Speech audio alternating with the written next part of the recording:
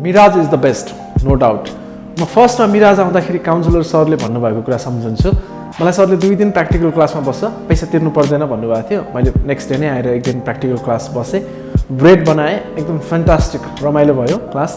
अनि मैले next day नै एडमिसन गरेँ। म धेरै ठाउँमा ट्रेनिङको लागि भौतारिँदै हिँडेँ, धेरै ठाउँमा बुझेँ, कतै के यस्तै कुराहरू भएको थियो।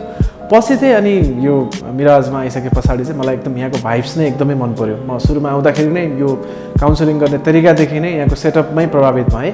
अनि मैले क्लास जोइन गरेँ। म अहिले गरिरहेको छु, स्टिल काम गरिरहेकै छु, सिकिरहेको छु, धेरै कुरा सिकिरहेको छु। सबैजना जो जति पनि यहाँ ट्रेनिङको लागि इन्ट्रेस्टेड हुनुहुन्छ या अथवा प्लान गरिराख्नु भएको छ, सिक्ने मनसाय बनाइराख्नु भएको छ, उहाँहरूलाई चाहिँ म यति भन्न चाहन्छु, तपाईँहरू यो काउन्सिलर सरले भन्नुभएको जस्तै एकचोटि आएर यो प्र्याक्टिकल क्लासरुम एटेन्ड गर्नुहोस्।